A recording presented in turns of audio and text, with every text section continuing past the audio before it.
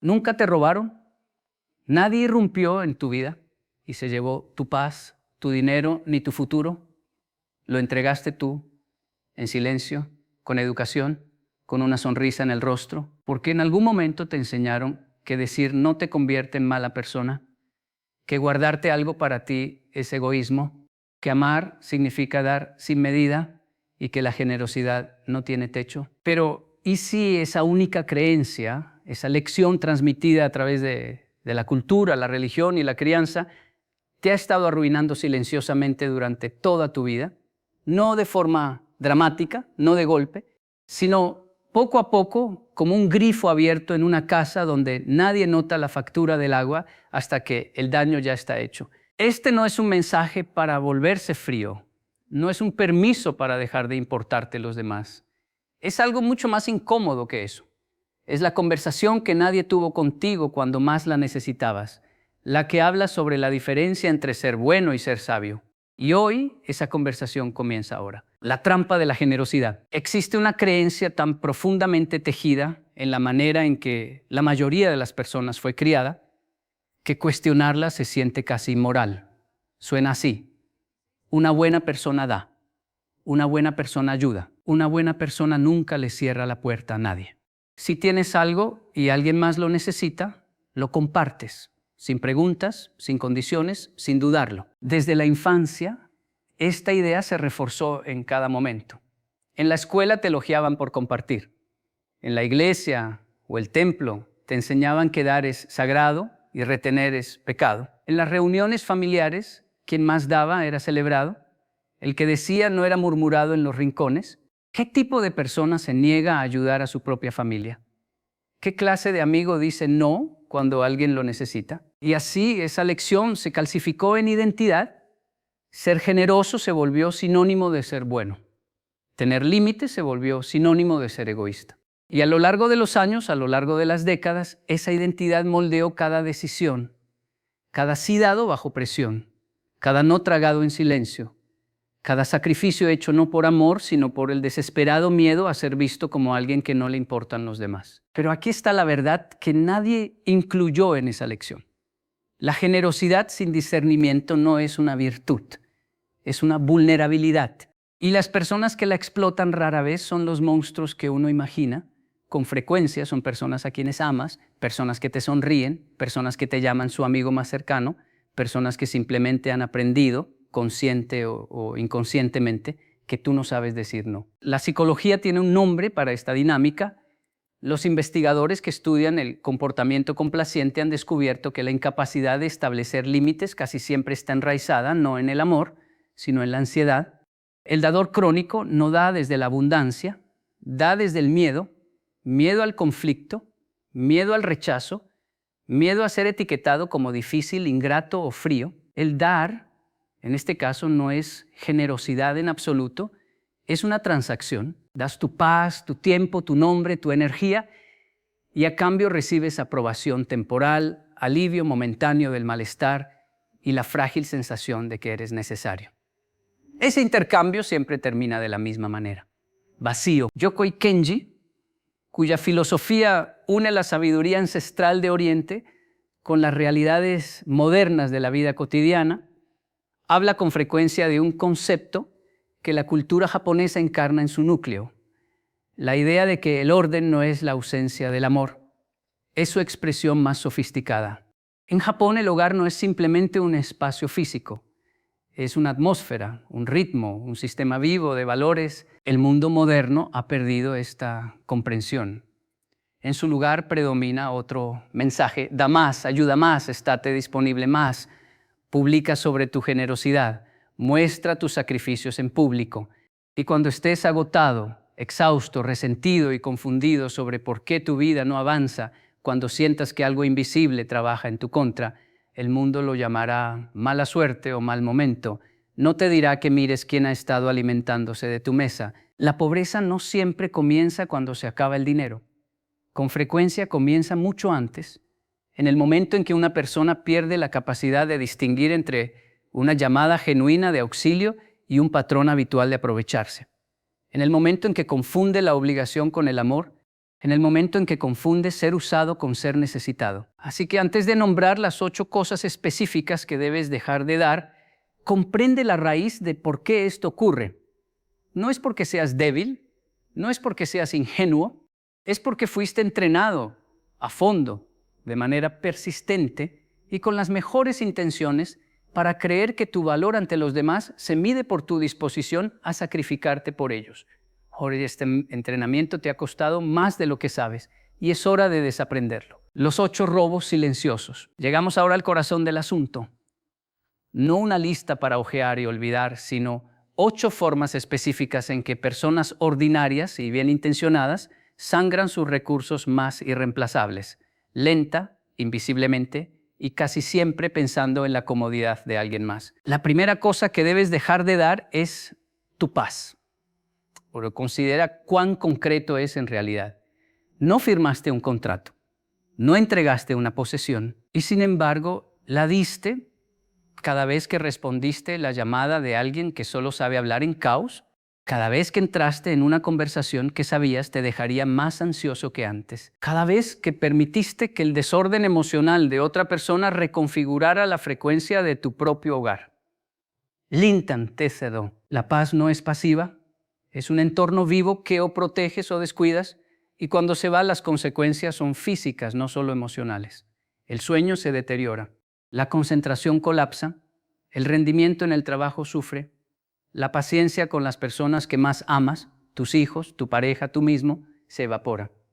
Te vuelves reactivo. Tomas decisiones desde la agitación en lugar de la claridad. Y cuando las decisiones se toman desde la agitación, las repercusiones financieras y relacionales pueden tardar años en repararse. Existe una línea directa entre permitir el caos en tu mundo interior y ver tu mundo exterior estancarse. No es algo místico. Es causa y efecto vestido con ropa invisible. La segunda cosa que debes dejar de dar es tu tiempo. El dinero, si se pierde, puede ganarse de nuevo. Las relaciones, si se rompen, a veces pueden repararse. Pero el tiempo se mueve en una sola dirección y se mueve sin pedir permiso. Cada minuto entregado a la agenda de otra persona es un minuto quitado de la tuya. Y la dolorosa realidad es que la mayoría de las personas que consumen tu tiempo no son maliciosas, simplemente son indisciplinadas con el suyo y han aprendido que el tuyo siempre está disponible. Hay una razón por la que las culturas con altos niveles de productividad colectiva tratan el tiempo como un valor moral y no como una preferencia personal. En Japón, llegar tarde no se considera un pequeño inconveniente, se entiende como una forma de irrespeto, una señal de que el tiempo del otro importa menos que tu comodidad. Esa actitud no es rigidez, es el reconocimiento de que el tiempo es la materia prima con la que se construye una vida entera. Desperdiciarlo suficientemente no solo significa perder horas, significa perder los resultados acumulados que esas horas podrían haber producido. Pregúntate con total honestidad, ¿quién tiene acceso a tu agenda sin habérselo ganado? La urgencia de quién se convierte regularmente en tu emergencia. La incapacidad de quién para manejar su propia vida se ha convertido silenciosamente en tu responsabilidad de gestionar. La tercera cosa que debes dejar de dar es tu oído. Existe una forma de trabajo emocional tan normalizada que se ha vuelto invisible, el trabajo de ser la persona a quien todos acuden cuando necesitan desahogarse, el amigo siempre disponible para escuchar quejas, el familiar que absorbe cada agravio, cada miedo, cada historia reciclada de victimismo, y ofrece una simpatía que nunca es suficiente porque quien pregunta nunca buscó una solución. Escuchar es un acto de amor, pero escuchar sin discernimiento es un acto de autodestrucción, porque la mente no separa limpiamente lo que escucha de lo que cree. Cuando pasas horas dentro de la narrativa de sufrimiento, resentimiento y desesperanza de otra persona, esas frecuencias comienzan a instalarse en tu propio pensamiento. Gradualmente, sin darte cuenta, empiezas a ver el mundo a través del lente de la persona cuyo lente aceptaste sostener. El resultado es una contaminación lenta del carácter. Te vuelves más desconfiado, más defensivo, más propenso a esperar lo peor. Y desde esa postura psicológica, las decisiones que tomas en los negocios, en las relaciones, en las elecciones cotidianas, comienzan a reflejar la visión del mundo de las heridas no sanadas de otra persona. La cuarta cosa que debes dejar de dar es la santidad de tu hogar.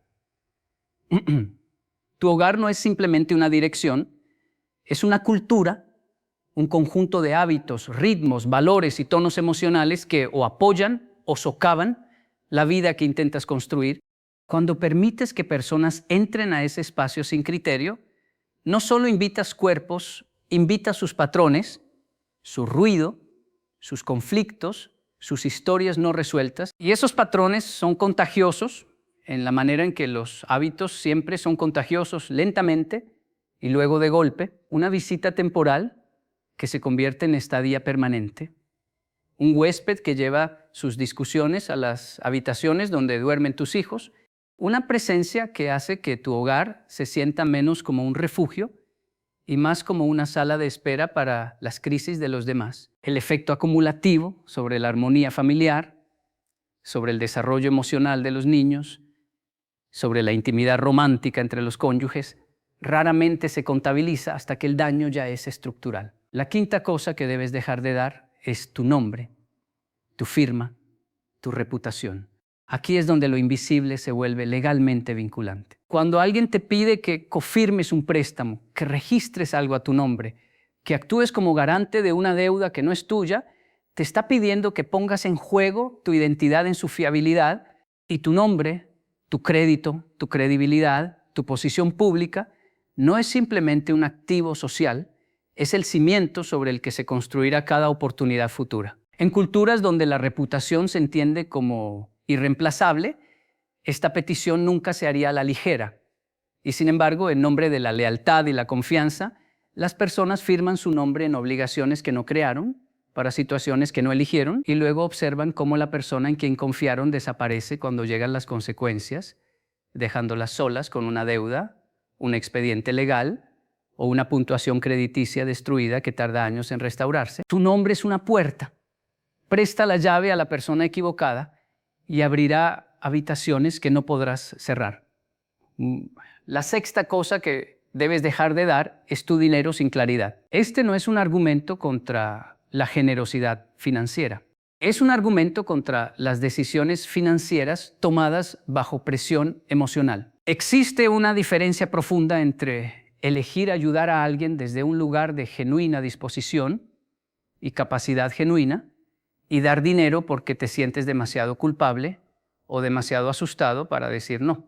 Cuando no hay claridad, ningún propósito declarado, ningún plazo acordado, ninguna conversación honesta sobre expectativas, un préstamo se convierte en un regalo que quien lo dio resiente y quien lo recibe olvida. Las amistades terminan, las relaciones familiares se fracturan y quien dio queda no solo empobrecido económicamente, sino emocionalmente confundido, porque nunca tuvo certeza de si estaba ayudando o simplemente evitando un momento incómodo. También hay préstamos que no son préstamos, son rescates. Y rescatar a alguien repetidamente de las consecuencias de sus propias decisiones no es un acto de amor. Es un acto que impide el crecimiento, habilita la irresponsabilidad y priva a ambas partes de la posibilidad de algo mejor. La séptima cosa que debes dejar de dar es tu energía emocional. Hay personas que entran en tu vida no para contribuir, sino para consumir. No para construir a tu lado, sino para requerir tu presencia constante debajo de ellas, sosteniéndolas. Sus necesidades emocionales no tienen fondo. Sus crisis son permanentes. Y en el momento en que intentas retroceder para proteger tu propio bienestar, para atender tus propias responsabilidades, te encuentras con culpa, acusación o el retiro silencioso del afecto diseñado para jalarte de regreso a tu posición. Esto es manipulación y opera en una frecuencia tan familiar que muchas personas la confunden con amor. Pero el amor no weaponiza tu compasión. El amor no hace que tu autocuidado se sienta como traición. El amor no te exige que te encojas indefinidamente para que otra persona pueda sentirse temporalmente más grande. Cuando tus reservas emocionales son agotadas por relaciones que solo toman, pierdes la capacidad de estar presente para las personas que realmente merecen tu presencia, tus hijos, tus amistades genuinas, tu propia vida interior. Y desde ese lugar de agotamiento, tu juicio se debilita, tus decisiones se deterioran y la vida que intentas construir comienza a agrietarse en sus cimientos. La octava cosa que debes dejar de dar es tu propósito. Esta es la pérdida más insidiosa de todas, porque ocurre tan silenciosamente que la mayoría de las personas nunca la identifican como una pérdida. Simplemente notan, años después, que la vida que están viviendo no se siente como propia. Los proyectos en los que están invertidos, las obligaciones que cargan, la dirección en que se mueven sus días, nada de eso se remonta a la visión que tenían para sí mismos, se remonta al peso acumulado de las necesidades de otras personas, las urgencias de otras personas, los sueños de otras personas que acordaron apoyar a expensas de los suyos. El propósito requiere combustible, exige enfoque, energía, tiempo y la disposición de decir no a cosas que son buenas para poder decir sí a cosas que son correctas. Cuando esos recursos se redirigen constantemente hacia las agendas de otras personas, el propósito no anuncia su partida. Simplemente se queda sin camino. Y personas talentosas, genuinamente dotadas, capaces, visionarias, se estancan no porque les falte habilidad, sino porque se han extendido por demasiadas vidas que nunca fueron las suyas para vivir. El espejo japonés. Existe un tipo particular de sabiduría que emerge de las culturas donde el orden ha sido practicado el tiempo suficiente para convertirse en instinto en lugar de esfuerzo. Japón es una de esas culturas. Y las lecciones integradas en su tejido social no son producto del distanciamiento frío, son producto de siglos de comprensión de que la claridad protege lo que el caos destruye. Yokoi Kenji habla con frecuencia de este contraste con una precisión que atraviesa las defensas culturales. En Japón explica el concepto de establecer límites no es un rechazo a la comunidad, es una expresión de respeto hacia ella. Cuando mantienes tu propio orden, llevas orden a cada espacio que habitas. Cuando proteges tu equilibrio interior, te conviertes en una presencia estabilizadora en lugar de otra fuente de turbulencia. Cuando dices no desde un lugar de autoconocimiento, preservas la integridad de cada sí que hayas dado. Compara esto con un marco cultural donde los límites son sinónimo de frialdad, donde el mayor elogio es ser llamado a alguien que siempre está ahí para todos, donde la incapacidad de decir no se confunde con una abundancia de amor en lugar de una escasez de autorrespeto. En este marco, la persona que da hasta vaciarse es celebrada hasta que colapsa, momento en que las mismas personas que consumieron sus recursos pasan a buscar otra puerta abierta. El concepto japonés de ma, el espacio significativo entre las cosas, ofrece una idea silenciosamente radical. En la arquitectura, en la música, en la conversación, en las relaciones, ma enseña que el vacío no es ausencia, es estructura. La pausa entre las notas es lo que le da forma a la música. El espacio entre las personas es lo que le da forma a la relación. Elimina todo el espacio, llena cada silencio, borra cada límite, y lo que creas no es intimidad, es ruido. Esta filosofía se extiende a la manera en que las culturas disciplinadas conciben el hogar. En Japón, el espacio doméstico se entiende como una entidad viva con sus propios requerimientos. Requiere limpieza no meramente como estética, sino como señal psicológica que este espacio es cuidado, que tiene valor, que no todo y todos pueden entrar sin consideración. El acto de quitarse los zapatos en la puerta no es superstición, es la puesta en práctica física de un principio filosófico. Lo que existe afuera se queda afuera.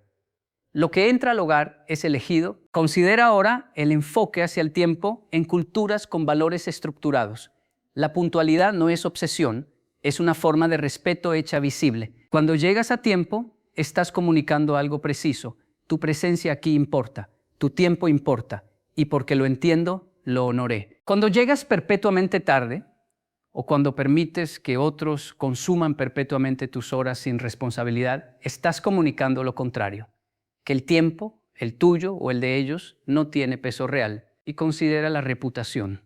En muchas tradiciones filosóficas orientales, el nombre que uno lleva en una comunidad no es simplemente moneda social, es una forma de herencia, algo construido con el tiempo y transmitido hacia adelante. Arriesgar ese nombre descuidadamente, vincularlo a la inestabilidad de otros sin discernimiento, no es generosidad, es negligencia hacia el yo futuro que tendrá que vivir con las consecuencias. Lo que las culturas occidentales frecuentemente interpretan como frialdad o distancia social japonesa es cuando se examina honestamente, algo bastante diferente. Arriesgar ese nombre descuidadamente, vincularlo a la inestabilidad de otros sin discernimiento, no es generosidad, es negligencia hacia el yo futuro que tendrá que vivir con las consecuencias.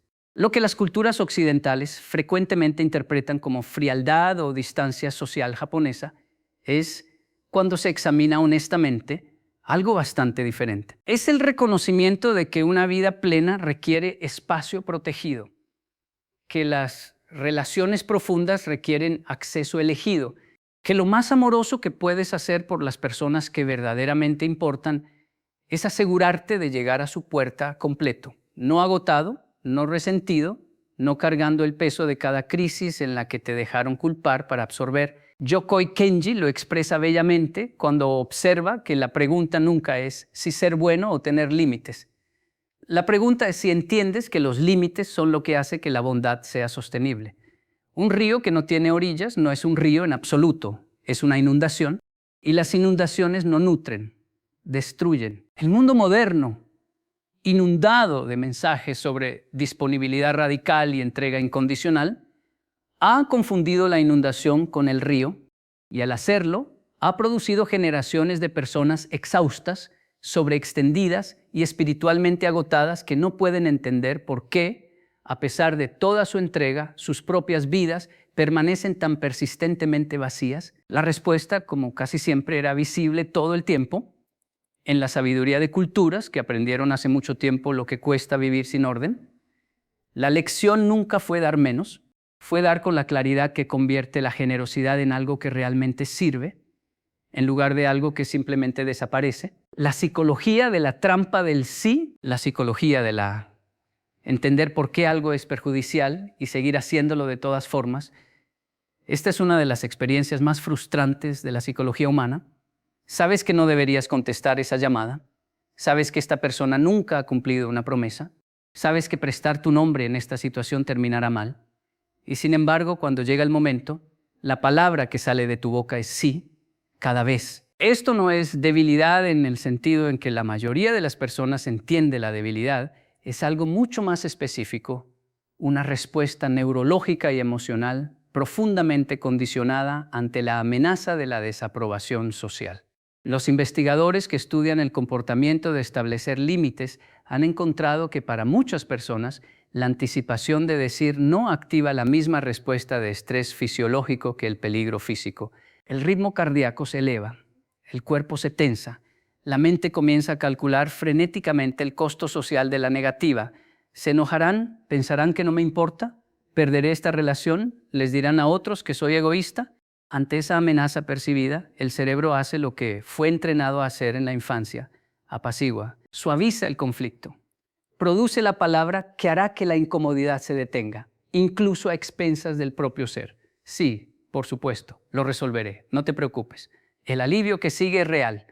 Neurológicamente, la aceptación social produce un breve aumento de sentimiento positivo que refuerza el comportamiento. Lo que significa que cada vez que dices sí bajo presión y la otra persona sonríe, se relaja o expresa gratitud, tu cerebro está registrando silenciosamente una lección.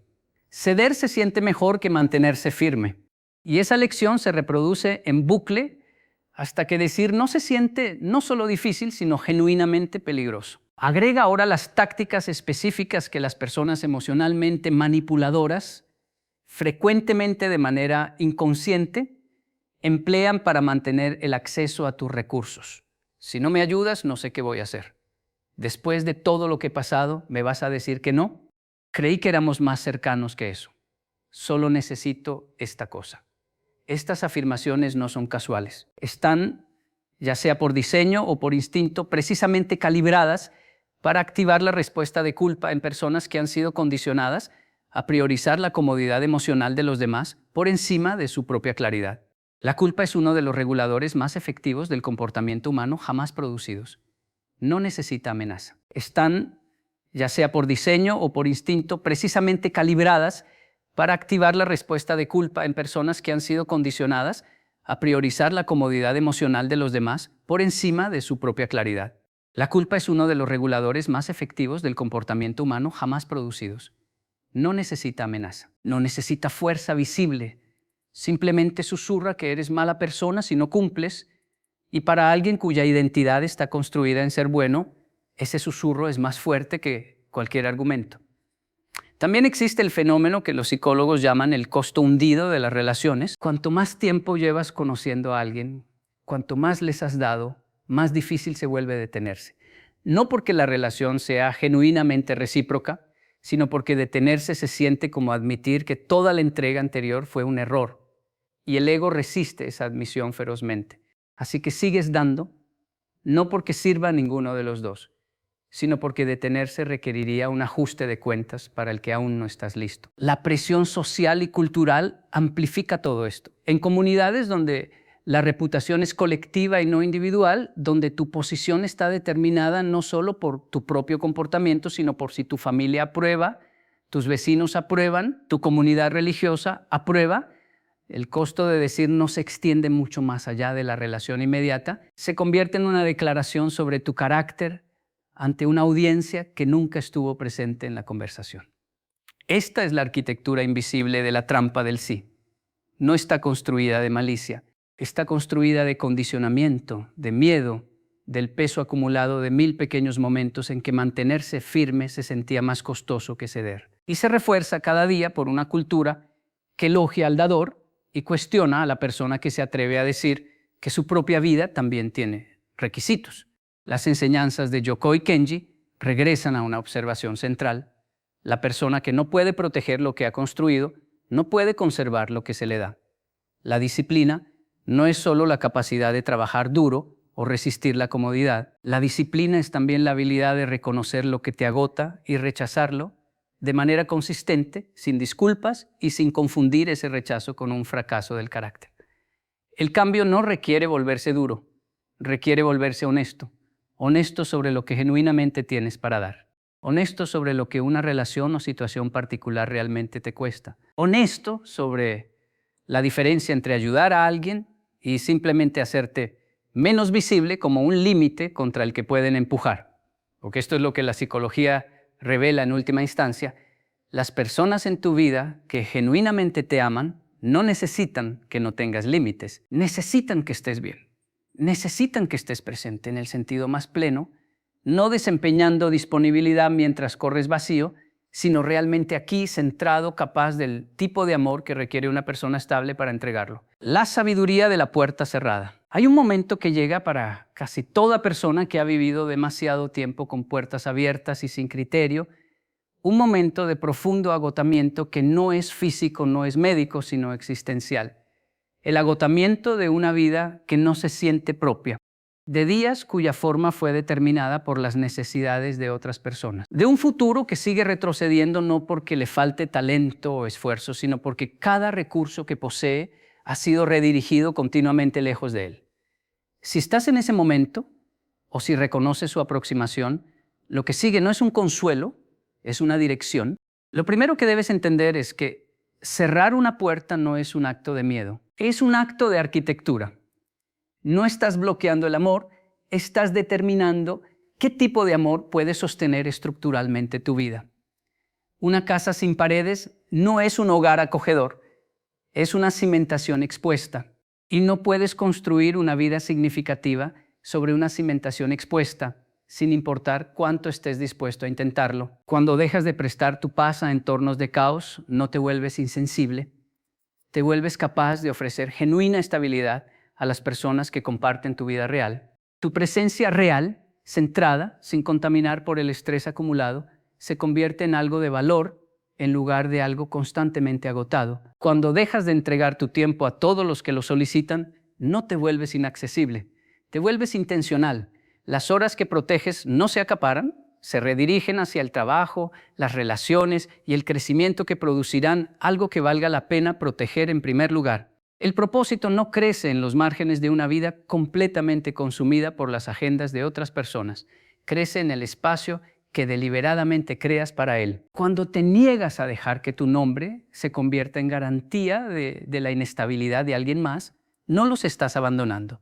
Estás preservando el único activo que nadie puede reconstruir por ti si se destruye: tu credibilidad, tu posición financiera, tu capacidad de ser confiable cuando importa. existe una forma de lealtad que destruye lo que afirma proteger, y la negativa a participar en ella no es traición, es sabiduría. Cuando estableces claridad antes de prestar dinero, o cuando reconoces que genuinamente no puedes ayudar sin hacerte daño y simplemente lo dices, no estás reteniendo generosidad. Estás practicando la forma de generosidad que realmente sirve, dar desde el excedente en lugar del déficit, desde la convicción en lugar de la culpa, desde un lugar tan claro que ninguna de las partes queda resentida o confundida. Cuando das un paso atrás en relaciones que exigen tu energía emocional sin devolvérsela, no estás abandonando a alguien que te necesita. Estás reconociendo una verdad que la mayoría de las personas evita durante años, que no puedes ser un salvavidas para alguien que ha elegido el agua sobre la orilla y seguir extendiendo la mano hacia la corriente, agotándote en el intento. No los salva, simplemente asegura que dos personas luchen en lugar de una. La tradición bíblica habla de esto con precisión.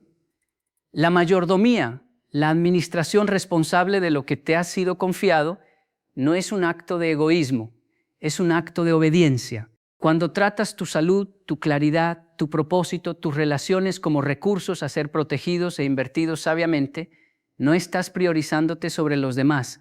Estás honrando la responsabilidad que vino con que te fueran dados esos recursos en primer lugar. Jesús, como observa el guión, no lo dio todo a todos.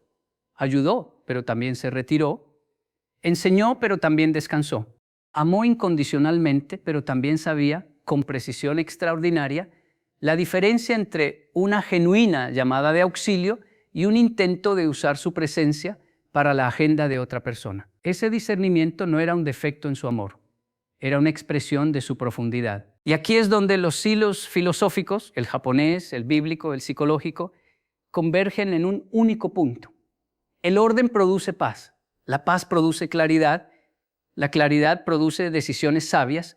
Las decisiones sabias, tomadas de manera consistente a lo largo del tiempo, producen una vida que no requiere rescate, no atrae el caos y no sangra sus recursos más valiosos hacia relaciones y situaciones que no ofrecen nada a cambio. Así es como luce la prosperidad antes de hacerse visible. No comienza con un golpe de suerte financiero o un golpe de buena fortuna. Comienza con la decisión de dejar de financiar tu propio agotamiento, de cerrar las fugas antes de esperar que el recipiente se llene, de entender que la bendición que esperas quizás ha estado llegando de manera constante y disipándose igual de constantemente a través de cada puerta abierta que olvidaste proteger. Hazte las preguntas que el guión plantea, pero hazlas lentamente, con la paciencia que requiere la indagación honesta. ¿A qué relaciones estás dando lo que no tienes de sobra? ¿A dónde va tu tiempo sin producir nada alineado con lo que realmente fuiste hecho para construir? ¿A qué has firmado tu nombre que no pertenece a tu historia? ¿Qué has estado llamando lealtad, que en realidad es solo la incapacidad de soportar la decepción de alguien? Estas no son preguntas cómodas, no están hechas para hacerlo. La comodidad ha tenido su oportunidad y la comodidad te dejó exactamente donde estás. La decisión de vivir con discernimiento, de amar con claridad, de dar con criterio, de proteger lo que te fue confiado con la misma seriedad con que protegerías cualquier cosa preciosa, no es un cierre del corazón, es la apertura de un tipo diferente de vida. Una donde lo que construyes realmente se mantiene construido, donde lo que ganas realmente se acumula, donde las personas en tu círculo están ahí porque te eligieron tanto como tú las elegiste, no porque tenías demasiado miedo de dejarlas ir. La pobreza, como insiste en la filosofía de Yokoi Kenji toda esta conversación, no es solo una condición económica, es un estado producido por la ausencia de orden en tu pensamiento, en tus relaciones, en los acuerdos invisibles que haces sobre lo que estás dispuesto a tolerar y lo que estás dispuesto a proteger. Y la reversión de ese estado no requiere un milagro, requiere una decisión, no de golpe, no con un anuncio dramático, simplemente, silenciosamente y con la clase de determinación constante que los japoneses llaman disciplina y las escrituras llaman sabiduría, comienza a cerrar las puertas que deberían haberse cerrado hace mucho tiempo, porque la vida que estabas destinado a vivir ha estado esperando pacientemente, fielmente, exactamente donde la dejaste, al otro lado de la palabra que siempre tuviste miedo de decir, No. Y así, la pregunta que permanece, la que vale la pena sostener mucho después de que esta conversación termine, no es si eres una buena persona. Ya conoces la respuesta a eso. La pregunta real es si ser bueno, de la manera en que siempre lo has entendido, ha estado costándote la vida misma que la bondad debería construir. Si la puerta abierta que has mantenido abierta por amor ha estado dejando entrar el frío. Y si finalmente estás listo, no para dejar de dar, sino para empezar a elegir quién es digno de lo que te queda por dar.